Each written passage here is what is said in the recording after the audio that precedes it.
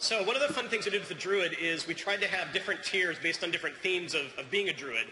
Level 15 is all themed about being a cat. Doesn't mean that only the feral cat spec is interested in these. It means that they're just kind of themed that way. Feline Swiftness is the movement ability we have now. Set in 3 wouldn't mean anything to you guys anyway. Beast is a really fun ability that lets you kind of move in a random direction and get out of any kind of dots that are on you at the time. And then Tireless Pursuit is basically a second dash. So if you want to be the really mobile guy getting around the battlefield, you can do Tireless Pursuit.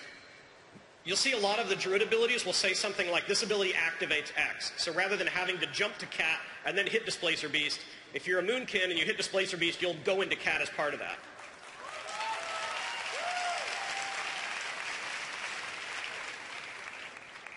Okay, level 30 is kind of a healing tier.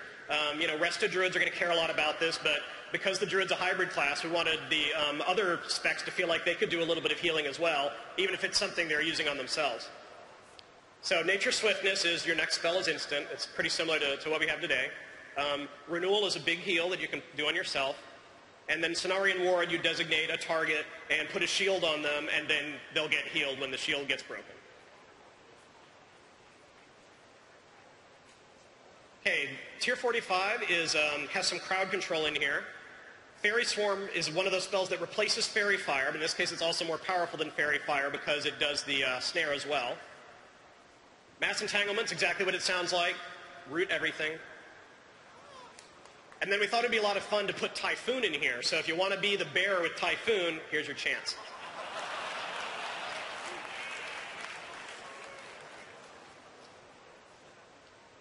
Level 60 is a pretty cool tier. What we did in this case is we said, let's take something cool that different talent trees have and make it available to everyone. So Wild Charge is a new version of Feral Charge. If you take this talent, you get a lot of different movement abilities, one for every different form you can go into.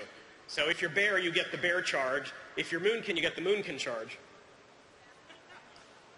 The way Incarnation works is, depending on your spec, it activates a super powerful version of your spec. So if you like Tree of Life, this is where you get Tree of Life. If you want to say, I would like to be a cat that kind of turns into the super powered cat version, you can also pick this talent. There's super boomkin and everything in here. And then finally, Force of Nature. It's not just the 3 treants you know and love today, but the 3 treants do different things depending on your spec. We didn't want to have the gigantic tooltip here. It works a little bit like the Guardian of Ancient Kings, where there's a variant depending on each of the 4 Druid specs. Remember, there's 4 Druid specs now. All right. Obviously a bear theme.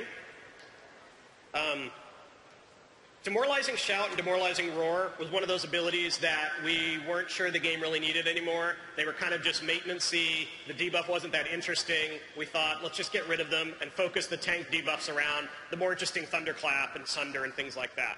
So this is not the Demoralizing Roar you have today. This Demoralizing Roar is actually CC and does a group disorient. Ursol's Vortex, it can be used in any shapeshift form, but it's bear-themed, and it pulls all the enemies to you in wind. And then Bear Hug is a really interesting kind of stun where you're a bear, you grab the bad guy, they're stunned, but you have to sit there and keep stunning them. And if you walk away, they're gonna break out.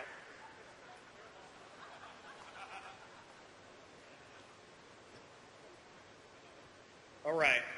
Level 90, I mentioned before, we really wanted the kit to remind players the kit of the Druid is you can do lots of different things. That was always what the Druid is originally about. We've moved a little bit away from that by letting players specialize so much into, I'm a cat, all I care about is cat stuff. I'm not going to pay attention to anything else. So level 90, we give you a choice of how you want to be a shapeshifter. There's a lot of different things here. Heart of the Wild feels really powerful. It's the one that says, even though I'm a balanced Druid, I still want to be a fairly good healer. I'm not as good a healer as a Resto Druid, but I'm willing to give up a talent point and be a pretty good healer. Same thing is true of Feral. This Feral, the Feral spec, if you pick Heart of the Wild, gives you the ability to have better armor in bear form and have a little higher intellect, but you're not going to be as powerful as a Druid who picks that spec.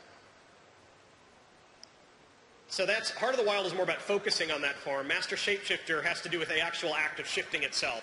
So every time you shift, you increase your damage.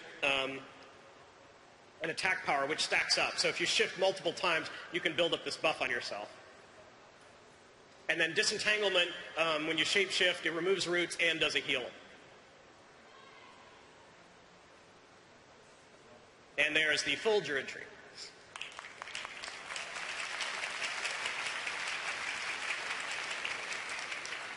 All right. Still with me? Still excited? Keep going?